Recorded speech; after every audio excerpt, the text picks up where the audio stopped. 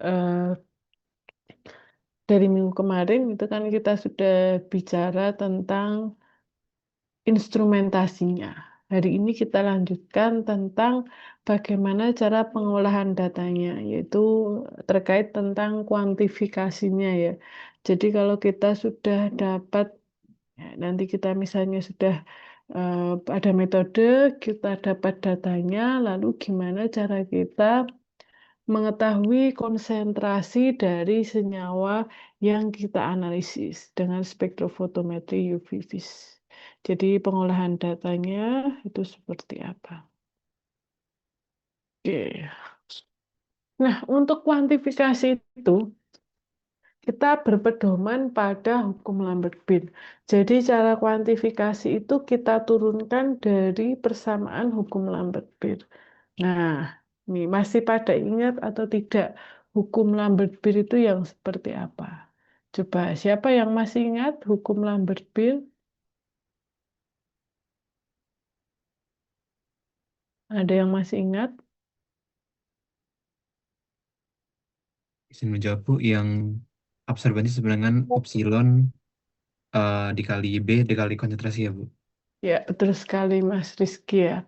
Jadi betul untuk hukum Lambert-Bean itu absorbansi atau A sama dengan epsilon kali B kali C. Nah, ini ada absorbansi sama dengan absorptivitas molar kali panjang kuvet, panjang sampel yang dilalui oleh cahaya dikali dengan konsentrasi. Nah, kalau kita punya larutan yang dianalisis itu larutannya itu sama, dalam artian analit atau senyawa yang dianalisis itu sama, lalu pelarutnya sama, reagennya itu sama, nah lalu kuvet yang kita gunakan kan sama.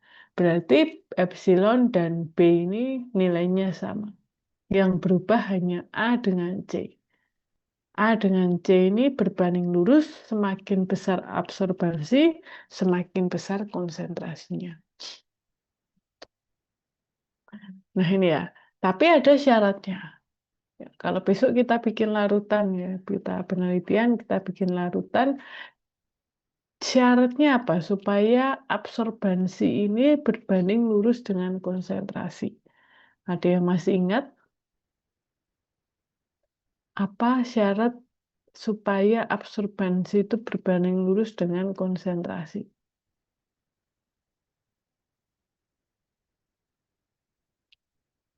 Ada yang mau coba menjawab?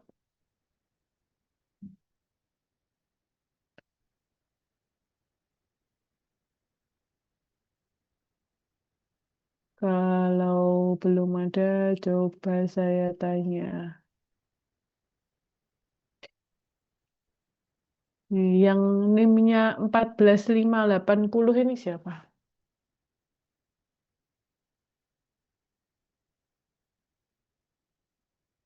Nih. Liu-nya 544423.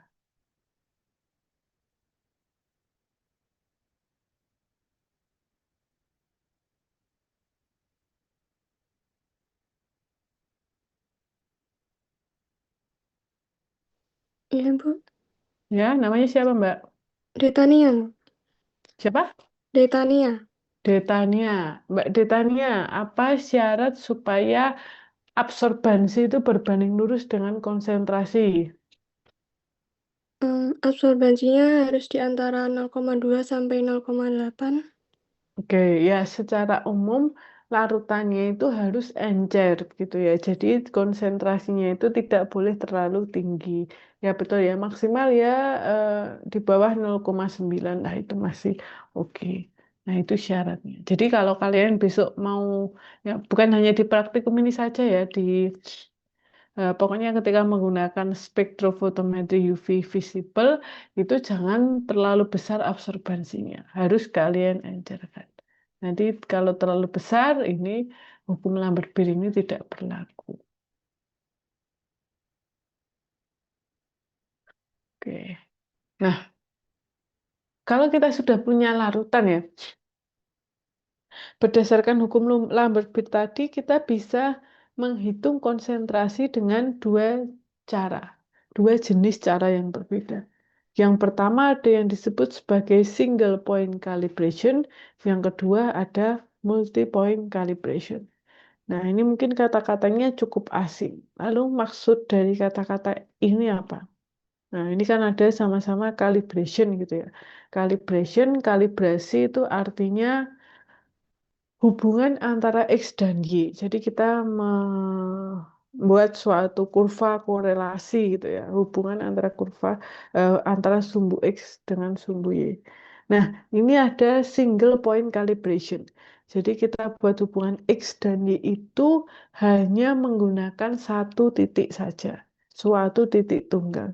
Nah, artinya nanti ketika kita ingin menentukan konsentrasi sampel, kita hanya menggunakan satu konsentrasi baku saja. Itu yang single point calibration. Nah, lawannya apa? Ini ada multi point calibration. Sama-sama calibration, sama-sama hubungan antara X dengan Y, tetapi di sini multi point. Artinya menggunakan beberapa titik, lebih dari satu. Artinya kita harus membuat beberapa larutan baku dengan beberapa konsentrasi yang berbeda. Oke. Kita bahas yang paling sederhana dulu, yaitu single point calibration. Yaitu ya tadi ya, kita hanya membuat satu larutan baku saja.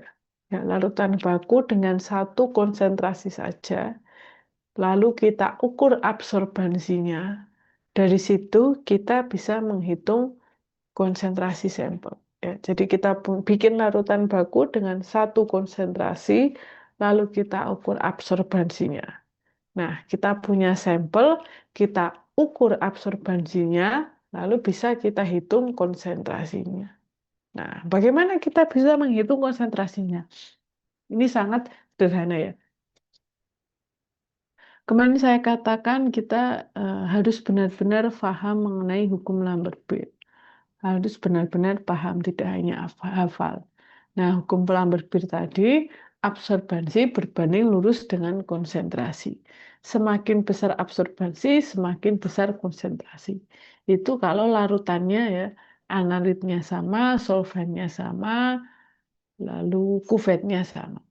Oke. Nah, kalau seperti ini ya, kita bikin larutan baku dan sampel itu kan analitnya sama. Pelarutnya sama. Kita pakai kuvet yang ukurannya sama, kuvetnya sama. Nah, berarti kan tinggal absorbansi dengan konsentrasi sampel maupun standar itu berbanding lurus.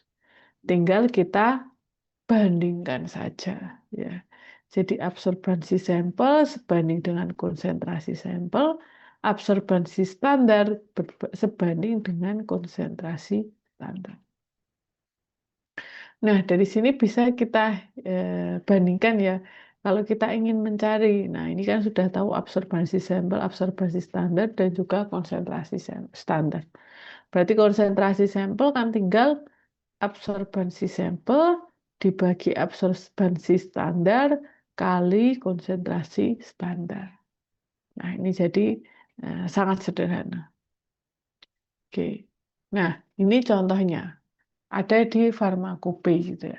Nah, kalian kalau misalnya praktikum atau ada bikin tugas gitu ya, lalu ada disuruh melihat di farmakope itu ya saya sarankan kalian benar-benar lihat dari farmakope ya. Jangan cuma searching di internet gitu, isinya seperti apa, jangan cuma lihat dari kakak tingkat. Supaya kalian besok terbiasa, kalau sekarang sudah tahu cara baca farmakope, besok waktu kerja itu ya lebih kalian tidak perlu belajarnya itu sampai ngoyo gitu ya. Kita kalau besok kerja itu pasti tetap harus belajar. Nah, kalau di awal di kuliah itu kalian sudah benar-benar paham tentang yang diajarkan, itu besok kalau kerja ya cukup membantu lah gitu. Tidak benar-benar dari nol gitu ya.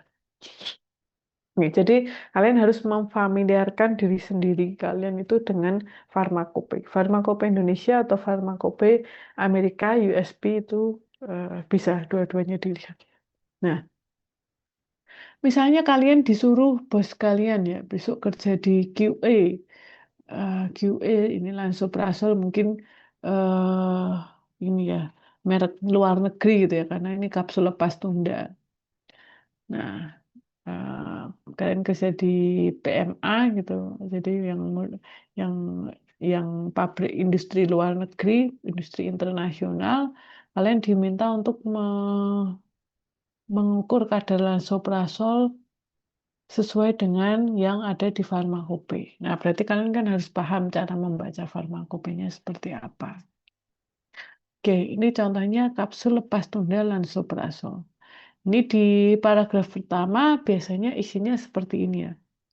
Kapsul lepas tunda lansoprazol mengandung lansoprazol ini tidak kurang dari sekian dan tidak lebih dari sekian dari jumlah yang tertera pada etiket.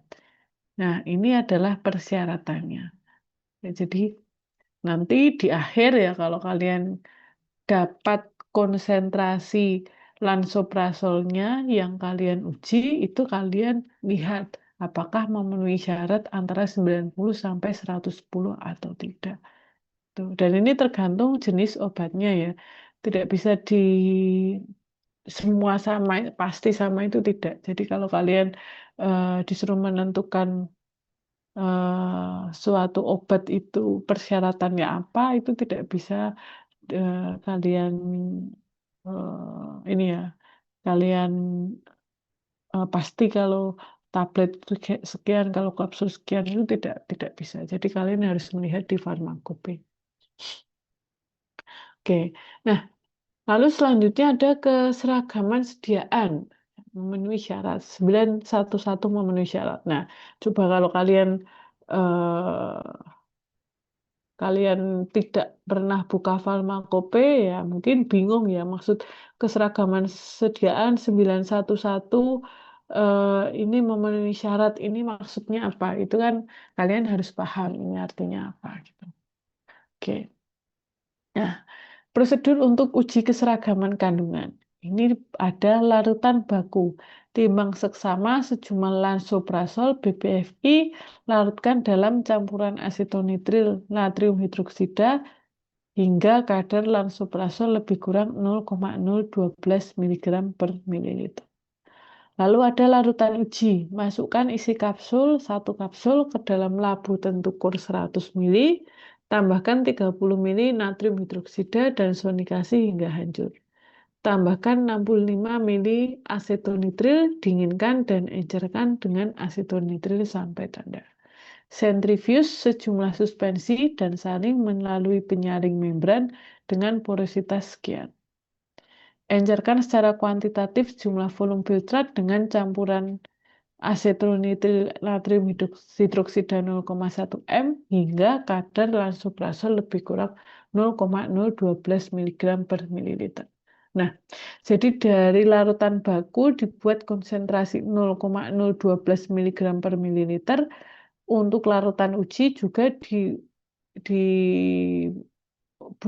0,012 mg per mililiter. Nah, larutan uji itu sampelnya. Mungkin kalian bertanya, kan kita disuruh menentukan kadar lansoprazol dalam sampel kapsul kan Bu. Kenapa kok kita sudah tahu ini disuruh membuat kadarnya lansoprazol itu 0,012 mg per mililiter? Dapatnya dari mana? Kan kita mau cari kadernya. Nah, kita kan ingin mengecek ya, apakah sediaan kapsul lansoprazol ini benar-benar kandungannya itu sesuai yang tertera atau tidak. Misalnya dia nulis 200 mg lansoprazol setiap kapsulnya, itu kita harus mencek apakah dia 200 mg atau tidak isinya. Nah, berarti kan kita sudah tahu perkiraan konsentrasi lansoprazol dalam kapsul itu berapa. Nah, dari situ bisa kita hitung-hitung kira-kira supaya dapat 0,012 mg per mililiter ini kita harus ecerkan berapa. Gitu. Nah, besok kalau kalian penelitian, kalian skripsi, apalagi kerja, itu eh, SOP-nya atau cara kerjanya dikasihnya seperti ini ya. Jadi contohnya ini kan sudah ada tulisannya hanya encerkan secara kuantitatif hingga lebih kurang 0,012 miligram per mililiter. Tidak seperti waktu kalian praktikum ya. Ini lansoprazol ditambah misalnya asetonitrit sebanyak berapa mili diencerkan sampai berapa mili itu tidak. Tapi kalian benar-benar harus menghitung sendiri. Nah, jadi kalian eh, harus benar-benar paham dasar-dasar kimia, cara mengencerkan, cara membaca farmakope itu harus benar-benar paham. Oke, berarti ini yang pertama kita disuruh membuat larutan baku, kita disuruh membuat larutan sampel dengan satu konsentrasi yang sama, yaitu 0,012 miligram per mililiter. Jadi ini adalah memakai metode single point calibration. Nah, sekarang pertanyaannya nih. Kita punya larutan baku, kita sudah punya larutan uji. Ketika kita mengukur lansoprazol ini dengan spektro UV atau visible, kita kan butuh belangko. Belangkonya apa kira-kira? Silakan yang mau mencoba kira-kira belangkonya apa?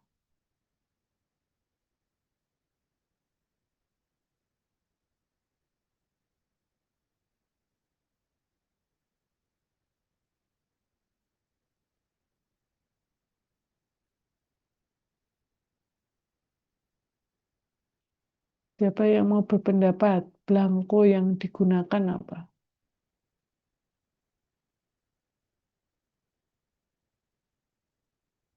Ya, silakan Masya. Asetonitril bukan Bu, asetonitrit natrium hidroksida. Ya, betul. Jadi campuran antara asetonitrit dan natrium hidroksida 0,1 M dengan perbandingan 7 banding 3. Oke, berarti kalian paham ya, sudah paham cara membaca prosedur itu seperti apa, lalu yang perlu diperhatikan itu apa. Ya, jadi untuk baku dan uji ini pelarutnya itu sama dan nanti belangkonya juga sama. Nah, lalu kalau di eh, farmakope ini nanti dia sudah menuliskan rumusnya, cara perhitungannya seperti apa. Tapi ini perhitungan yang nanti dia itu langsung hasilnya itu berapa jumlah dari lansoprazol dalam kapsul dalam miligram gitu. Nah, kalau kita eh, sumber utamanya ya, jadi ini rumusnya ini diturunkan dari hukum Lambert-Beer yang ini. Nah, ini jadi rumus umumnya adalah ini. Yang rumus ini tidak case by case ya, jadi memang terkhusus untuk lansoprazol ini. Oke, nah ini sekarang kalian coba kerjakan ya. Ini kita melakukan suatu analisis. Suatu larutan baku yang mengandung 1,0 ppm nitrat nitrogen ditambahkan dengan suatu reagen pembentuk warna dan menghasilkan absorbansi sebesar 0,200 ketika diukur pada 507 nanometer. Larutan sampel yang dipersiapkan dengan cara yang sama memberikan absorbansi 0,250 pada panjang gelombang yang sama. Nah, hitung konsentrasi nitrat nitrogen pada sampel tersebut. Coba dihitung uh, berapa konsentrasi dari nitrat nitrogen pada sampel. Silakan dicoba.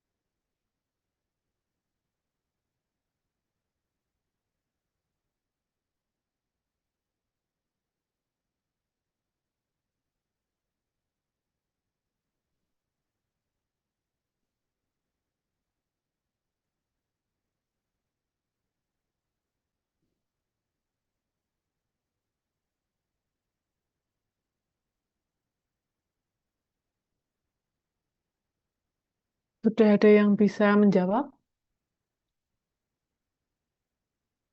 1,25 bukan ya, Ibu? Ya, caranya gimana, Mbak? Eh, kan rumusnya absorpsi sampel per absorbansi standar sama dengan konsentrasi sampel per konsentrasi standar. Nah, itu Hmm. diketahui absorbansi sampelnya 0,25, sedangkan absorbansi standarnya 0,2. Berarti 0,25 per 0,2 sama dengan konsentrasi sampel per 1 ppm. Tinggal dikali silang, jadi ketemu 1,25 ppm. Oke, sangat sederhana ya. Jadi tinggal dibandingkan saja absorbansi sampel dan konsentrasi sampel dibandingkan dengan absorbansi dan konsentrasi standar. Oke, terima kasih. Sudah bisa semua ya. Jadi ini sangat sederhana gitu. Nah, eh, karena metode ini saking sederhananya gitu ya, dia ada limitasi ya, ada kekurangan yang cukup signifikan.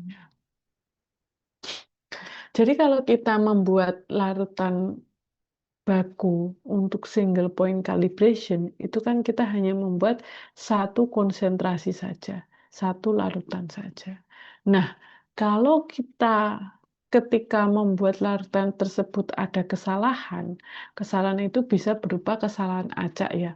Kesalahan acak itu sesuatu yang kalian itu tidak bisa definisikan, dalam artian susah sekali dicari kenapa gitu. Mungkin pipetnya belum terkalibrasi, mungkin ada arus listrik ketika membaca dengan spektro itu tidak stabil, atau larutannya kurang homogen, dan seterusnya. Pokoknya intinya ada suatu kesalahan. Nah, kalau ada suatu kesalahan dalam membuat larutan baku, nah berarti kan nanti konsentrasinya juga tidak tepat sekali ya. Nah, berarti nanti absorbansi dari baku itu langsung terpengaruh. Nah, ketika kalian nanti menghitung konsentrasi dari sampel, karena absorbansi dan konsentrasi dari baku ini yang kalian hanya buat satu larutan ini tidak terlalu tepat, maka nanti ketika menghitung konsentrasi sampel itu juga akan langsung terasa akibat dari kesalahan tersebut. Jadi kesalahan atau error pada pembuatan larutan baku ini akan berpengaruh secara langsung pada perhitungan konsentrasi dari sampel. Selain itu, ya, ada satu lagi. Ketika kita menggunakan single point calibration, kita hanya berasumsi bahwa konsentrasi itu berbanding lurus dengan absorbansi. Hubungannya linear gitu ya. Dalam artian seperti pada garis biru ini. Akan tetapi kita kan tidak tahu sebenarnya hubungan linearnya itu sampai pada absorbansi berapa atau pada konsentrasi berapa. Ya. Jadi syarat tambahan dari single point calibration adalah konsentrasi dari sampel dan standar itu harus dibuat semirip mungkin. Ya, mungkin kalau kita tidak tahu konsentrasinya berapa gimana, kita harus membuat absorbansi dari sampel dan baku itu semirip mungkin. Gitu. Nah, kalau kita buat absorbansi semirip mungkin, nanti kan kita bisa kalkulasikan berapa kali pengencerannya. Nanti kita bisa lihat konsentrasinya itu berapa. Ini ya, misalnya ini garis merahnya ini hanya sampai sekitar sini saja hubungan linearnya. Nah, jadi hanya kita sebenarnya hanya bisa menggunakan konsentrasi sekian saja. Jadi karena kita tidak tahu hubungannya itu linear sampai konsentrasi berapa, ya berarti kita harus buat uh, absorbansi dari sampel dengan standar itu dibuat semirip mungkin. Oke, nah kita sudah tahu kelemahan dari single point calibration seperti ini. Nah, apakah ada suatu cara untuk mengakomodir kesalahan ini ya, atau mengakomodir limitasi ini gitu ya? Oke, ada yang namanya multi point calibration gitu ya. Tadi kalau single point calibration kita hanya membuat satu larutan baku, satu konsentrasi saja. Ketika ada kesalahan, nanti langsung berpengaruh pada perhitungan konsentrasi sampel. Ya, berarti kita harus membuat beberapa konsentrasi larutan baku. Biar kalau ada satu yang salah, bisa diminimalisir dengan adanya larutan baku dengan konsentrasi yang berbeda. Ya, jadi kita buat beberapa titik larutan baku, beberapa konsentrasi larutan baku. Nah, karena kita buat beberapa titik juga, di sini kita tidak berasumsi bahwa hubungan antara konsentrasi dengan absorbansi itu linear. Kita tidak berasumsi, tetapi kita bisa melihat secara langsung. Oh, ternyata hubungan linearnya itu sampai pada konsentrasi berapa. Di luar konsentrasi itu ya jangan digunakan. Ya, jadi kita tahu misalnya, oh ini dari konsentrasi 1 ppm sampai 5 ppm saja yang hubungannya linear. Berarti saya harus, misalnya preparasi sampel harus pada rentang tersebut. Gitu. Ya. Nah, multi-point calibration ini dibuat dengan cara membuat kurva baku ya, atau kurva kalibrasi. Caranya gimana? Ini hanya gambaran secara umum saja ya. Kalau kalian disuruh atau diminta membuat protokol, ini secara umumnya, cara penggunaannya, cara aplikasinya seperti apa? Jadi yang pertama kalian harus menyiapkan larutan baku dulu. Nah, larutan bakunya ini ya penyiapannya mirip dengan penyiapan sampel. Ditambahkan dengan apa, reagennya apa, yaitu sama dengan sampel. Nah, larutan ini diencerkan ya konsentrasinya berbeda-beda ya, biasanya 5 sampai 6 konsentrasi dari suatu stok, ya, dari standar. Kalian sudah dapat larutan baku, kalian juga harus mempreparasi sampel. Tergantung dari sampelnya itu apa. Kalau kapsul ya mungkin kapsulnya harus dilepas, dipecah dulu ya, dibuka dulu, baru isinya diencerkan. Atau misalnya tablet ya berarti harus digerus dulu dan seterusnya. Lalu setelah itu diukur absorbansinya, baik baku maupun sampel, serta blanko yang sesuai dengan larutan yang kita buat tadi. Nah, lalu kita buat nih kurva antara absorbansi dengan konsentrasi dari larutan baku ya. Jadi kurva kalibrasi itu dibuatnya dari larutan baku tadi yang sudah kita buat beberapa konsentrasi yang berbeda. Nah, dari kurva ini berarti kita sudah dapat gambarnya ya. Dari gambarnya ini kita buat persamaan regresi linear. Nah, sudah kita dapatkan regresi linearnya, nanti bisa kita, karena kita sudah ukur juga absorbansi sampel, nanti absorbansi sampel itu kita substitusikan ke regresi linear yang telah dibuat. Oke, ini mungkin sudah kalian juga sudah familiar ya untuk penggunaannya seperti apa. Oke, ini hanya suatu gambaran saja. Jadi ketika membuat larutan baku itu kan konsentrasinya berbeda-beda. Kalau larutannya itu cuma bening ya kalian tidak bisa lihat ya warnanya itu berbeda. Tapi kalau larutannya berwarna itu yang konsentrasinya kecil biasanya terlihat yang warnanya paling muda. Yang konsentrasinya tinggi warnanya paling tua. Tapi tetap saja ya ini harus kalian label. Jadi dibiasakan kalau kalian mengencerkan ya tidak hanya mengencerkan ya semua larutan itu harus kalian beri nama, diberi itu ya larutannya itu isinya apa, konsentrasinya apa. Tuh. Nah ini dapat 5 titik, kalian bikin kurva baku, lalu ini ada suatu sampel yang konsentrasinya tidak kita ketahui. Nah, kita sudah bisa baca absorbansinya. absorbansinya itu misalnya sekian. Nah, dia memotong kurva ini di mana, itulah konsentrasinya. Jadi sumbu X-nya konsentrasi, sumbu Y-nya sinyal. Dalam hal ini adalah absorbansi.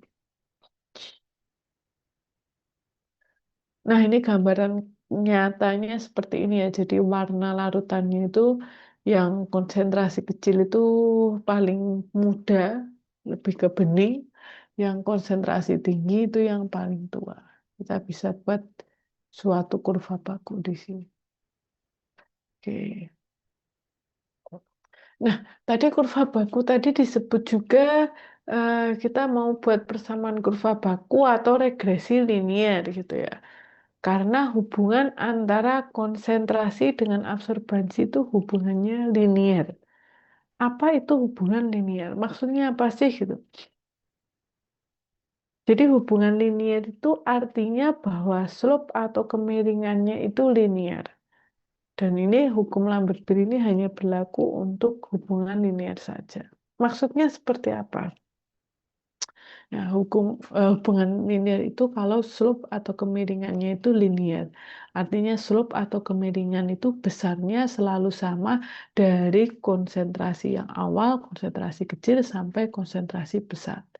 Nah, ini contoh kurva yang linear dan kurva non-linear. Coba kita lihat di konsentrasi awal ya, kurva linear, kemiringan itu hubungannya dengan sudut. Karena kemiringan itu kan Y slope Y per X, sudutnya sekian. Ini konsentrasi kecil. Konsentrasi besar kita juga bisa buat seperti ini. Nah, ya, ini sudutnya sama. Tapi kalau hubungan non-linear, ini di konsentrasi kecil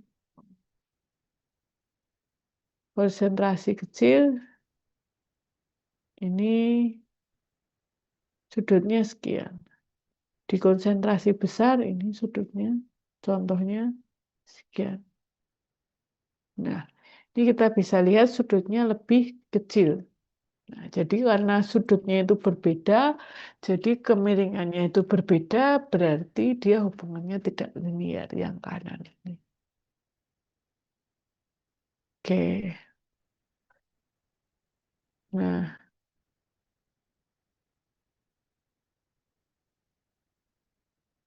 untuk persamaannya, ya ini mungkin kalian sudah sangat familiar. Y sama dengan MX plus B. Atau mau ditulis Y sama dengan BX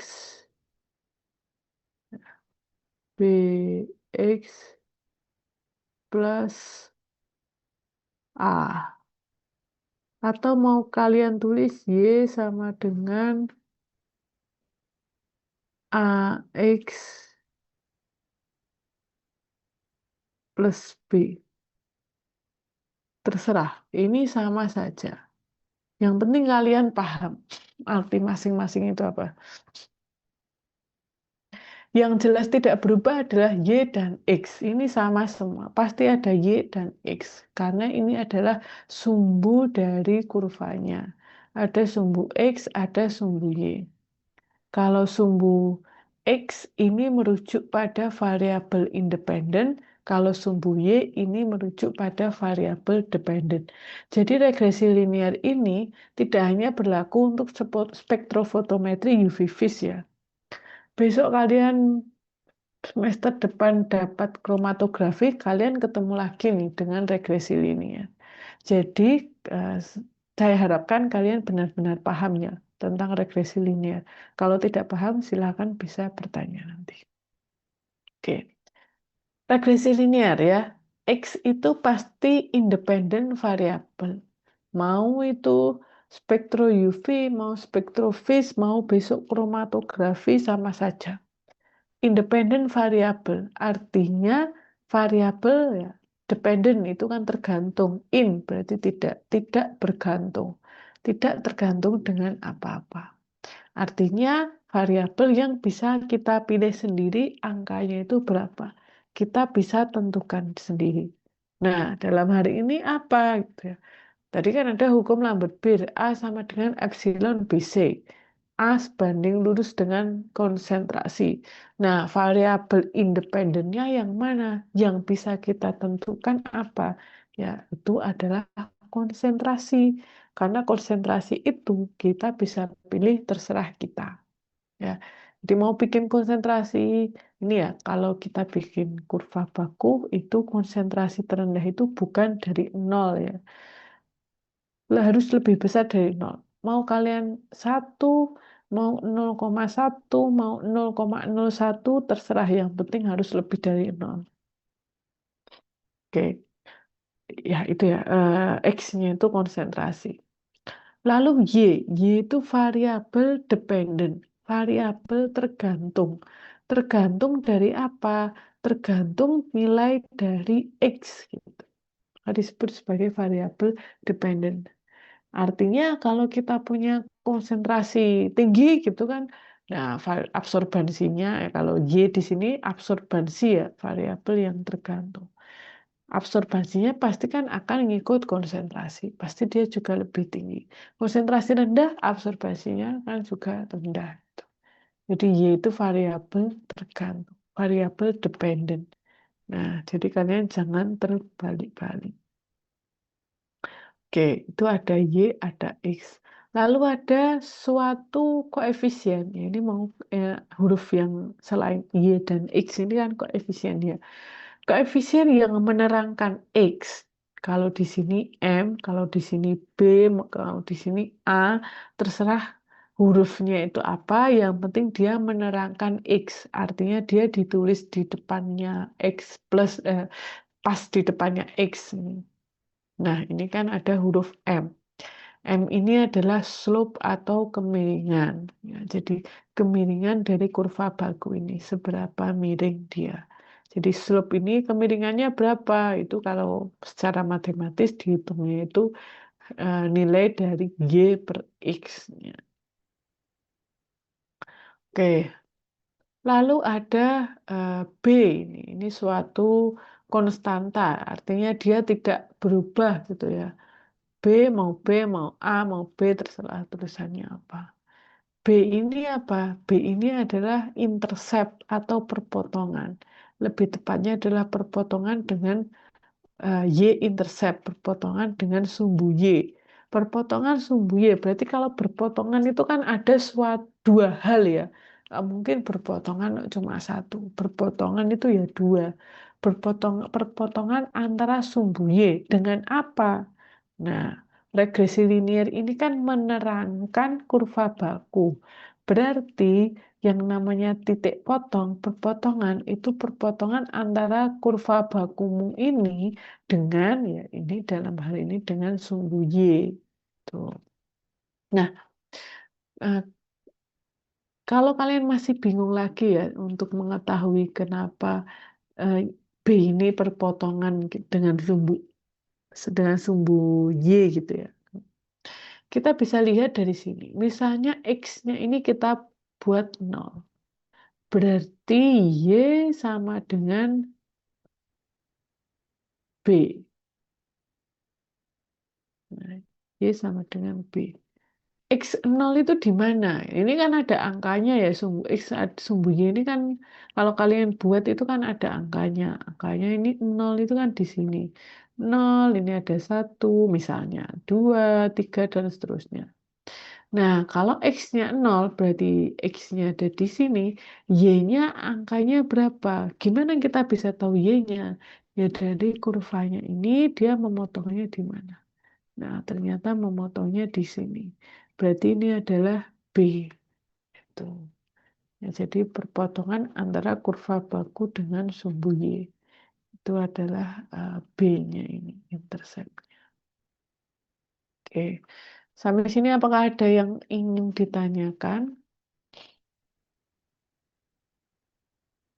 Belum ada ya. Nanti kalau ingin bertanya silakan tanya.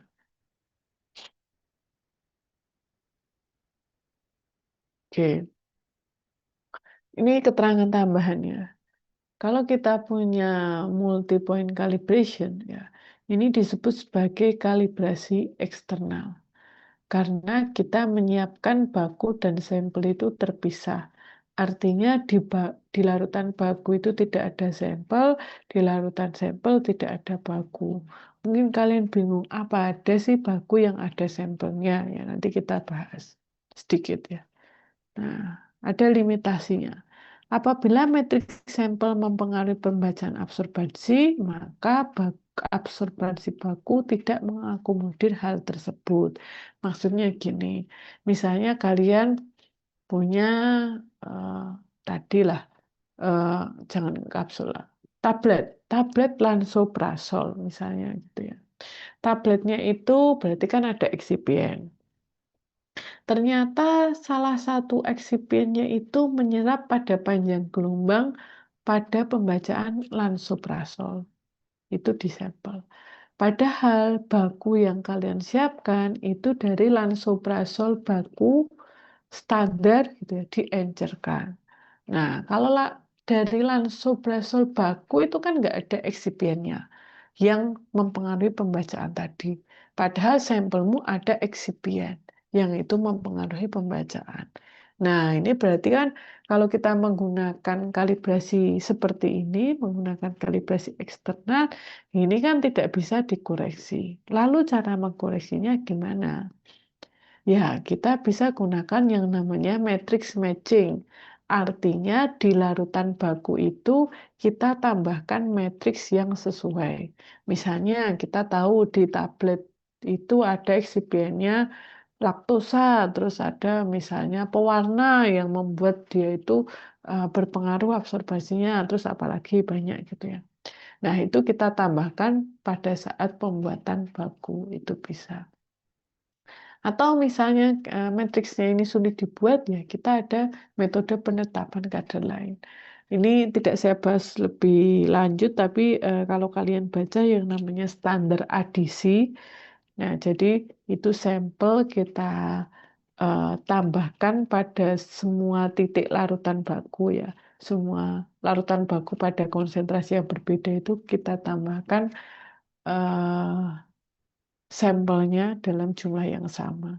Jadi supaya larutan baku itu juga mengandung matriks dari sampel.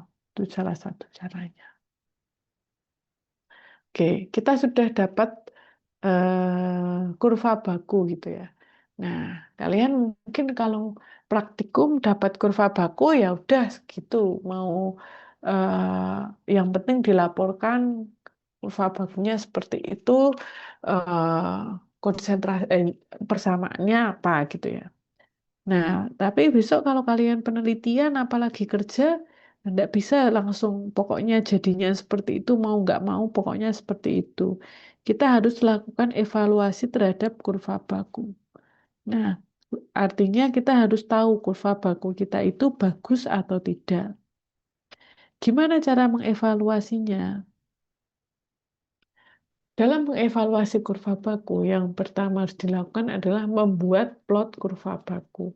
Artinya kalian harus buat gambarnya, tidak bisa hanya dari angka-angka saja.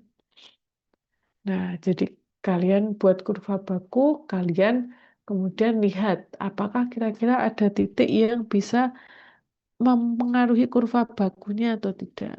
Misalnya nih, nah ini saya dulu pernah menemui waktu skripsi ya, waktu saya uji skripsi, ada mahasiswa bikin kurva baku seperti ini. Jadi jangan dipikir ini sesuatu yang tidak mungkin terjadi gitu ya. Ini pernah terjadi. Mungkin sekarang kalian cuma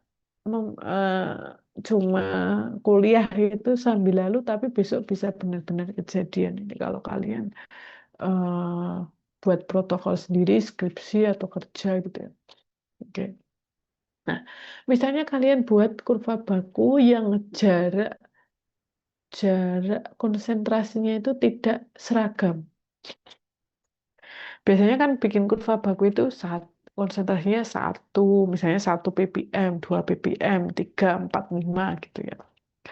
Tapi kalau misalnya kalian bikinnya 0,1, terus 1, terus 4, 8, 16, 32 gitu ya. Jaraknya itu semakin lama semakin lebar. Itu titik pada konsentrasi paling tinggi itu pengaruhnya akan sangat besar terhadap bentuk kurva baku kalian. Kalau titik yang paling tinggi itu kalian bikinnya salah sedikit, itu langsung mempengaruhi kurva baku. Contohnya seperti ini. Ini titiknya itu turunnya yang paling besar itu turun ya. Ini masih sama range jaraknya aja sama. Ini kalau titiknya itu absorbansinya terlalu rendah, dia akan langsung mengubah slope atau kemiringan dari kurva baku. Apalagi kalau jaraknya itu berjauhan seperti ini. Nah, kalau misalnya kamu ada titik di tengah yang ternyata absorbansinya naik gitu ya, tidak seperti seharusnya. Nah, ini bisa kurva baku yang kalian dapatkan itu seolah-olah terangkat. Jadi ini mempengaruhi interceptnya, mempengaruhi B-nya tadi jadi makin besar. Oke. Nah, kalian sudah dapat gambar kurvanya, kalian biasanya dapat koefisien korelasi atau R. Jadi ini merujuk pada menerangkan seberapa kuat korelasi antara X dengan Y. Ya. Nilainya antara -1 sampai +1. Kalau minus itu berarti hubungannya itu berbanding terbalik, negatif. Kalau positif itu berarti berbanding lurus. Jadi kalau kurva baku ya itu pasti positif. Kalau negatif berarti kamu benar-benar salah bikinnya. Angkanya mendekati semakin satu ya. Jadi mau negatif atau positif, tapi kalau kurva baku ya berarti positif. Semakin dekat dengan satu berarti korelasinya makin kuat. Hubungan antara X dengan Y-nya itu makin kuat. Nah, meskipun tadi kita sudah tahu kalau semakin mendekati satu itu hubungannya makin kuat, tapi ingat jangan hanya berpedoman pada angka. Kalian harus melihat pada bentuk kurva kalian. Nah, misalnya bentuk kurvanya seperti ini. Oh, R-nya itu cukup bagus, 0,985. Tapi kalau kalian lihat, ini seperti agak melengkung. Nah, jadi sebenarnya dia tidak linier. Atau R-nya 0. Wah, ini pasti jelek sekali bentuk kurvanya. Belum tentu, karena dia awalnya itu naik, lalu sampai puncaknya, lalu turun. Ini bisa kita potong nih di sini. Misalnya di sekitar 2,5, kita buat kurva baku sampai 2,5 saja. Mungkin hasilnya masih oke. Nah, ini tadi sudah ada outlier di tengah atau outlier di akhir. Ini bisa membuat bentuk kurvanya jadi berubah. Atau, nah ini juga pernah terjadi ini. Padahal kalian kalau lihat ya, ini ada aneh sekali ini. R-nya itu sangat bagus, 0,998.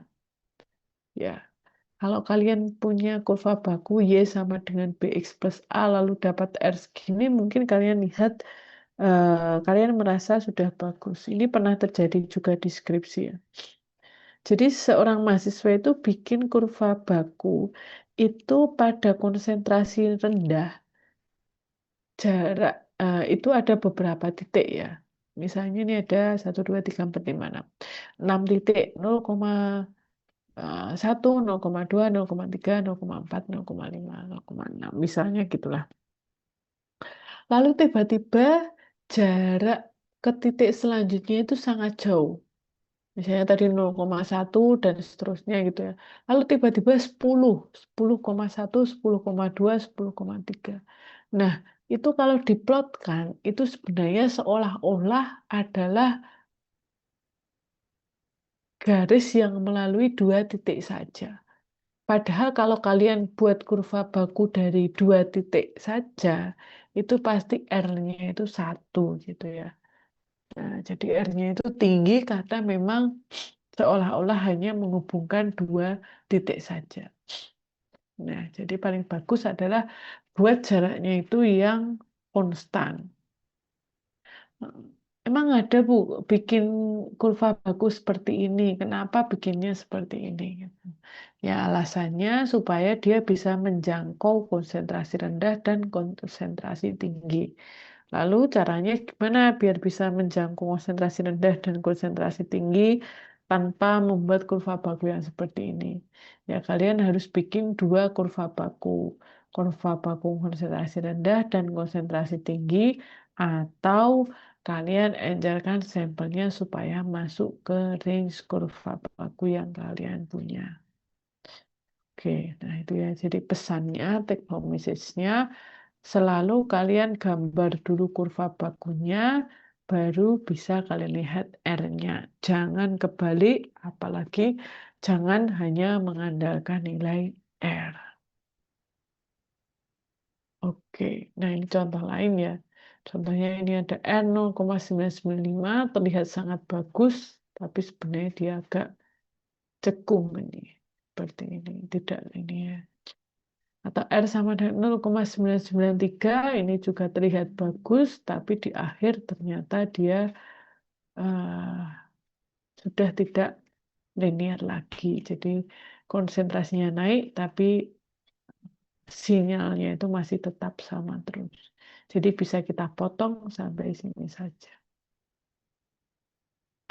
Oke, nah sampai sini apakah ada pertanyaan?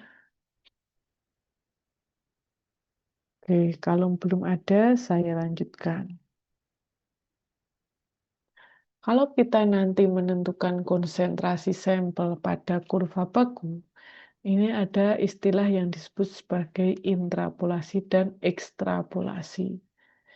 Intra bukan inter ya. Kita lihat artinya. Intra itu artinya di dalam, ekstra itu artinya di luar. Jadi kalau kalian bilang interpolasi itu nggak ada artinya. Intrapolasi gitu ya. Jadi di dalam polit itu artinya ya itu kurvanya tadi.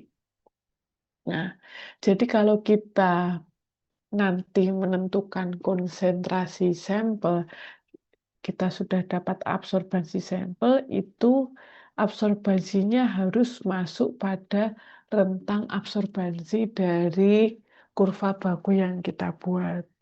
Kalau tidak masuk ke rentang tersebut, ya harus kita encerkan atau kita naikkan konsentrasinya, tergantung absorbansinya itu berapa.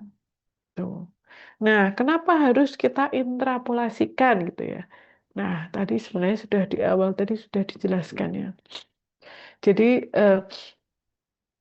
pada multi-point calibration itu kita tidak mengasumsikan konsentrasi berbanding lurus dengan absorbansi.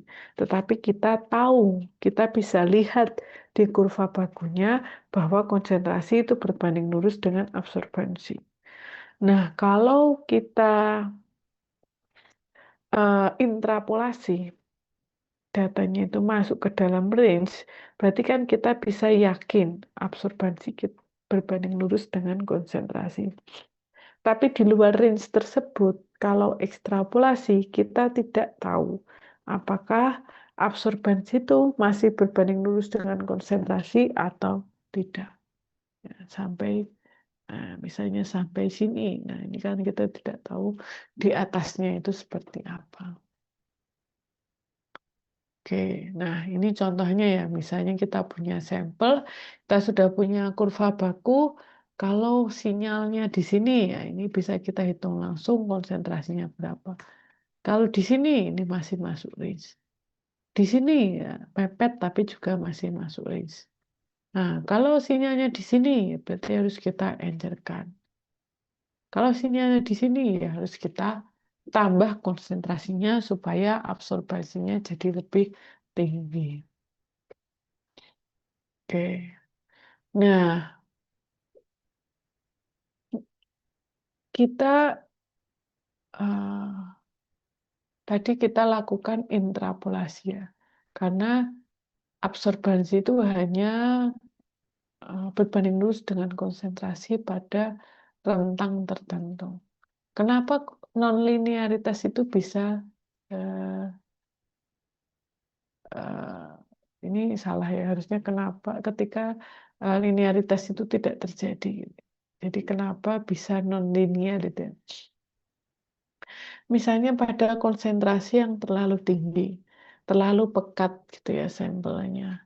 Nah, itu kan nanti kecepatan cahaya yang melalui larutan sampel itu akan berubah, akan berbeda gitu ya. Nah, nanti dia bisa mempengaruhi indeks bias dari larutan itu. Kalau larutannya encer itu indeks biasnya 1. Kalau larutannya itu konsentrasinya tinggi, nah itu nanti indeks biasnya tidak sama dengan 1. Nah, pengaruhnya nanti gambarannya seperti ini. Ini kalau ada indeks bias yang tidak sama, kecepatannya tidak sama, nanti bisa membelokkan arah cahaya. Kalau di kuvet ini juga bisa berbelok arah cahayanya, membentuk suatu sudut. Ini kalau masuk ke detektor, ini bisa merubah berapa banyak cahaya yang masuk ke detektor. Nah, contoh lain, misalnya ada cahaya polikromatis yang masuk ke detektor. Misalnya kalau bandwidth-nya itu terlalu lebar, atau ada stray light yang masuk gitu ya. Nah, itu harus kita cegah. Jadi, misalnya kita pilih setelah keluar pada monokromator, itu ada slit ya, ada aperture itu ya. Kalau terlalu lebar nanti tidak panjang gelombangnya itu juga tidak monokromatis. Atau kita nutupnya itu tidak benar-benar tertutup gitu ya untuk wadah kompartemen sampelnya. Atau dindingnya itu tidak benar-benar menyerap cahaya yang dipantulkan dari monokromator. Itu nanti bisa mempengaruhi cahaya yang masuk ke detektor sehingga bisa tidak linear.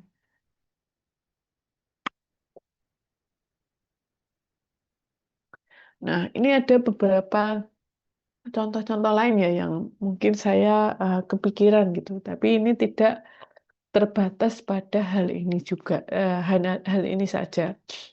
Bisa saja ada hal-hal lain yang mungkin terjadi ya. Jadi yang kalian sebut kesalahan praktikan dalam tanda kutip itu apa, bisa kemungkinannya itu apa saja gitu ya. Misalnya konsentrasi larutan yang dilalui cahaya tidak sama. Ini bisa terjadi ya. Misalnya kalian menggocok larutannya itu tidak homogen gitu ya. Lalu kalian ukur absorbansinya, misalnya kalian buat kurva larutan baku dari stok gitu ya, kan stoknya 1. Kalian gocok stoknya tidak homogen, kalian buat konsentrasi yang berbeda, itu bisa saja nanti tidak konsentrasinya tidak linear dengan absorbansi. Jadi harus kalian gocok dengan betul-betul homogen. Lalu misalnya ada perubahan kimia pada larutan gitu ya. Ini juga case by case ya, macam-macam ya. Misalnya, nih ya, misalnya kalian mengencerkan larutan gitu. Kalau absorbansinya terlalu tinggi, kalian encerkan. Ternyata ketika mengencerkan larutan itu pH-nya berubah gitu. Ketika pH berubah, bisa jadi dia ya, dalam case ini mengubah struktur molekul ya, karena struktur molekulnya berubah, kromofornya berubah gitu. Kemampuan menyerap cahayanya jadi berubah. Nah, ini berarti dalam hal tersebut kalian harus membuat pH-nya itu selalu tetap, yaitu dengan menggunakan buffer sebagai pelarutnya. Nah, ini jadi tergantung case-nya.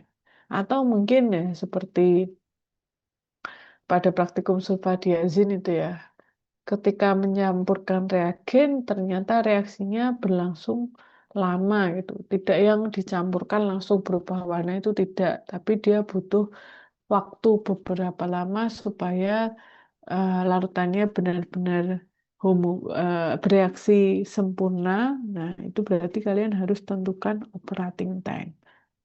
Waktu yang dibutuhkan hingga larutan itu warnanya stabil. Warna stabil artinya absorbansinya itu stabil.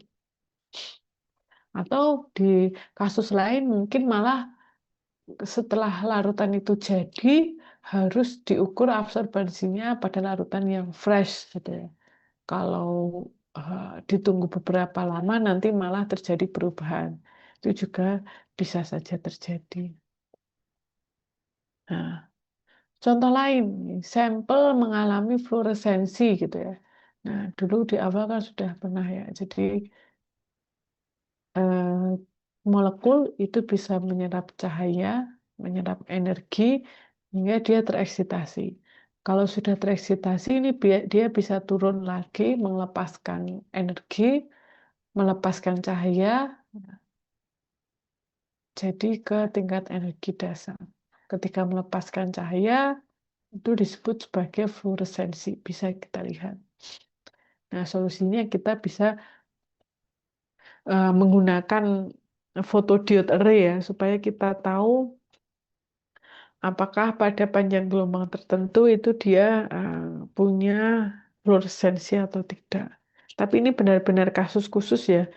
Jangan besok misalnya kalian punya kurva baku sulfadiazin, pakai yang UV, lalu kalian punya R-nya itu kurvanya tidak linear, R-nya jelek, kalian tulis kemungkinan yang bisa menyebabkan sulfadiazin ini larutan bakunya tidak linear. Contohnya adalah karena sampel mengalami fluoresensi. Nah, itu tidak mungkin terjadi ya, karena sulfadiazin itu tidak berfluoresensi. Yang berfluoresensi itu ada senyawa-senyawa khusus saja ya. Jadi tidak bisa kalian generalisir ada kemungkinan fluoresensi, itu tidak seperti itu. Tapi benar-benar tergantung pada senyawa apa yang kalian analisis.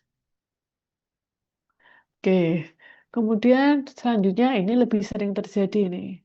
Sampel menghamburkan cahaya. Ya, contohnya kalian punya tablet, kalian gerus, kalian preparasi. Nah, ada laktosanya cukup tinggi. Laktosanya tidak larut air. Jumlah air yang kalian gunakan itu kurang banyak sehingga tidak bisa melarutkan laktosanya. Tidak disaring pula. Jadi sampelnya warnanya itu putih gitu, keruh, turbid gitu ya. Nah, partikel ya. Nah, kalau keruh itu berarti dia ada partikel. Partikel ini bisa menyerap cahaya. Kalau menyerap cahaya berarti seolah-olah dia ada absorbansi. Padahal senyawa yang kalian ukur itu tidak ada di dalam sampel. Jadi seolah-olah dia itu konsentrasinya tinggi, padahal tidak ada senyawa yang ingin dianalisis. Nah, ini jadi harus dihindari. Kalau di praktikum mungkin tidak terjadi, tapi besok kalau kalian kerja, besok kalau kalian penelitian, ini sangat mungkin terjadi. Harus dihindari. Oke, nah ini ada latihan, tapi ini yang pertama ini hanya metodenya saja, penyiapan metode. Oke. Jadi ini ada, misalnya besok kalian kerja di Badan POM, di lab Badan POM gitu ya.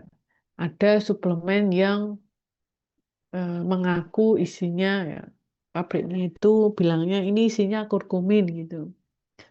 Isinya kurkumin 50 miligram. Nah, kalian di Badan POM mau ngecek nih, ini benar-benar isinya kurkumin 50 miligram atau enggak gitu. Nah, kalian kan tidak disuruh ngecek seperti itu oleh atasan, kan nggak mungkin atasan kalian sudah nulis cara kerjanya. Kalian kan harus cari sendiri. Nah, cara menentukannya gimana gitu. Nah, ini ada panduan secara umum saja ya. Misalnya kalian mau analisis kurkumin dengan UV-Vis. Nah, sama yang pertama itu kalian harus bikin kurva baku dulu. Nah, jadi ada dua bagian besar ya ketika kalian ingin melakukan analisis spektrofotometri. Nah, ini khususnya UV-Vis itu. Jadi yang pertama membuat kurva baku, yang kedua membuat sampel. Membuat kurva baku itu gimana caranya? Ya kalian buat stok dulu satu konsentrasi tertentu. Dari stok ini nanti kalian encerkan beberapa konsentrasi supaya kalian dapat multi-point calibration. Nah, dari larutan yang kalian bikin ini, kalian tentukan panjang gelombang maksimalnya. Nah, panjang gelombang maksimalnya itu berapa? Kalian tentukan. Setelah itu, kalian hanya perlu menentukan panjang gelombang maksimal itu satu kali saja. Lalu bisa kalian gunakan panjang gelombang maksimal tersebut untuk semua larutan, baik itu di baku maupun di sampel. Oke, sudah dapat panjang gelombang maksimal, kalian ukur absorbansinya memakai panjang gelombang maksimal tadi, lalu kalian buat kurva bakunya serta regresi linear persamaannya itu berapa. Itu pembuatan kurva baku.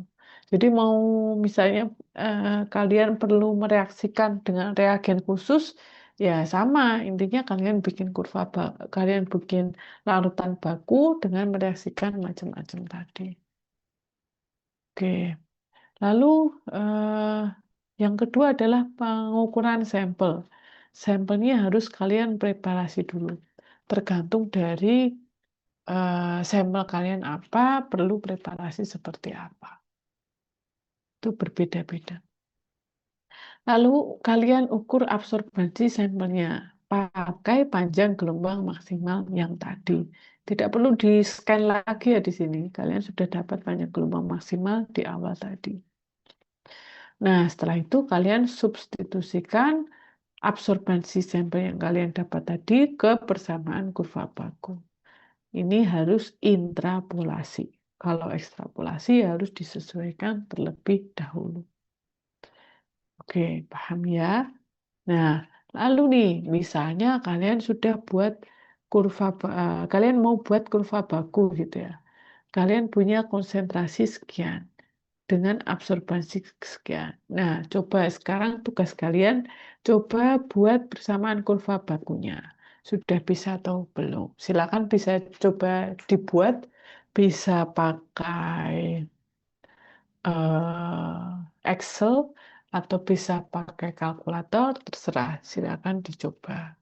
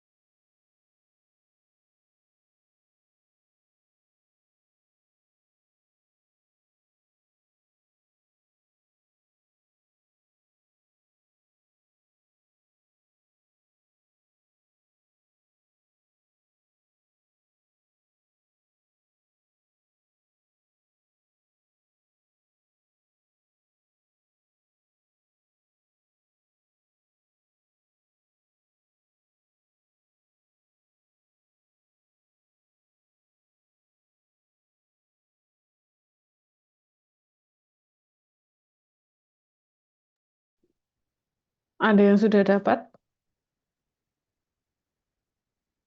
Boleh pakai Excel, boleh pakai kalkulator, silakan. Ini untuk persamaan linearnya ya Bu ya maksudnya. Ya, Mas Gulam sudah dapat.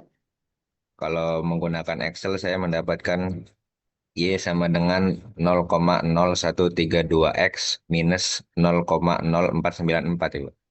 Oke, bisa share screen, Mas, pakai laptop. Iya Ibu pakai laptop. Oke, coba share screen, coba biar teman-temannya tahu caranya gimana.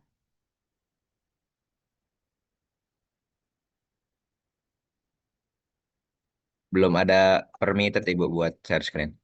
Oke, saya coba dulu. Hmm. Oh ya, oke. Coba dicoba lagi.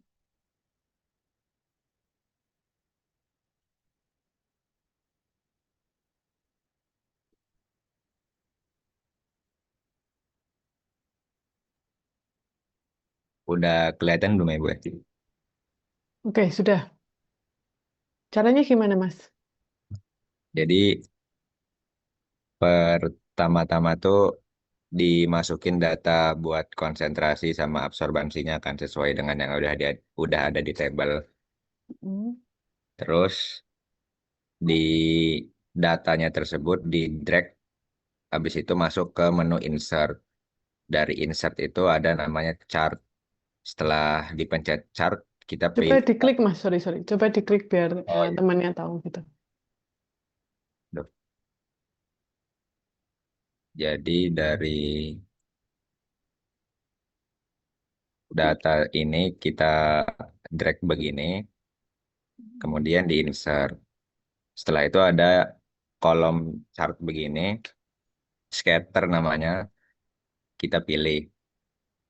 Di sini aku pakai yang tanpa garis dulu karena bakal bikin trendline di kurva baku yang dibuatnya. Setelah itu ada pilih kolom plus chart elements ini. Aku biasanya kalau buat kurva baku ini pakai axis titles sama trendline. Setelahnya untuk ngedapetin persamaannya di titik di bagian-bagian titik-titik antara konsentrasi sama absorbansinya ini perpotongannya ini di klik dua kemudian di format trendline. Ntar ya, Bu, nggak keluar.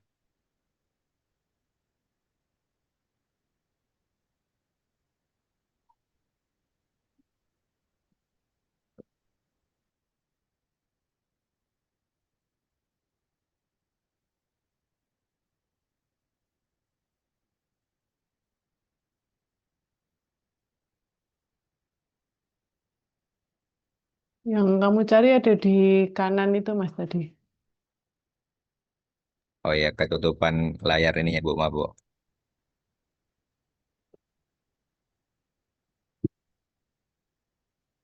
Kemudian setelah ada kita buka format trendline, pilih kan linear karena mau bikin regresi linear persamaan garis lurus. Setelah itu di scroll ke bawah ada namanya display equation on chart sama display R squared value on chart. Yang tadinya belum, kalau misalkan sebelumnya begini kosongan, di checklist dua-duanya nanti muncul persamaan regresi linear Y sama dengan MX plus minus A sama ketemu juga R pangkat 2-nya. Begitu. Oke, terima kasih Mas Gulam. Ya, teman-temannya sudah paham semua ya. Jadi caranya seperti itu untuk yang Excel gitu. Nah, kalau di sini kesalahan yang mungkin kalian bikin itu kadang-kadang ada mahasiswa yang bikin kurvanya itu bukan scatter tapi line. Nah, kalau line nanti nggak keluar trend line-nya, tidak keluar persamaannya ini tidak akan keluar. Jadi jangan lupa pilih yang eh skater gitu. Nah, tadi Mas Gulam tadi juga bagus nih. Jadi memang betul ya yang lebih baik itu pilihnya titik-titik saja tanpa garis yang menghubungkan titik-titik tadi. Karena nanti kalian akan membuat trend lainnya itu.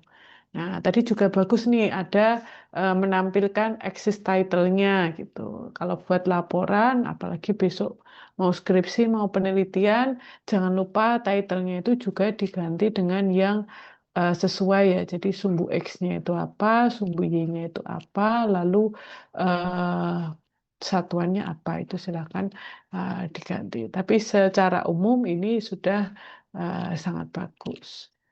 Oke, terima kasih Mas Gulam. Yang lain apakah ada yang masih bingung caranya? Sudah bisa semua ya? Oke, kalau misalnya praktikum itu tolong ya semua kalau ada yang tidak bisa bisa tanya ke temannya satu kelompok gitu ya. Jadi eh, meskipun pengerjaannya itu kelompok, kalian harus masing-masing secara individu itu tetap bisa melakukan ya semua step-step yang ada pada praktikum.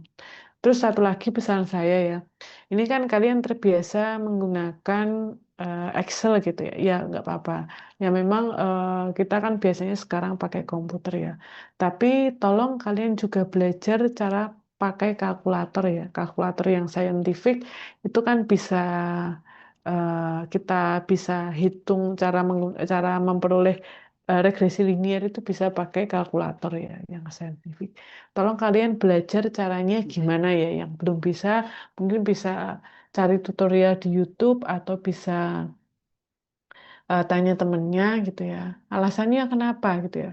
Karena dulu itu pernah waktu ujian praktek apoteker yang OSCE itu ujian prakteknya itu keluar cara ya bukan caranya gimana tapi keluar contoh soal seperti ini gitu ya ada konsentrasi ada absorbansi disuruh menghitung menentukan persamaan kurva baku tapi cuma disediakan kalkulator gitu. Nah, jadi kan kalian harus tahu cara menggunakan kalkulatornya itu bagaimana.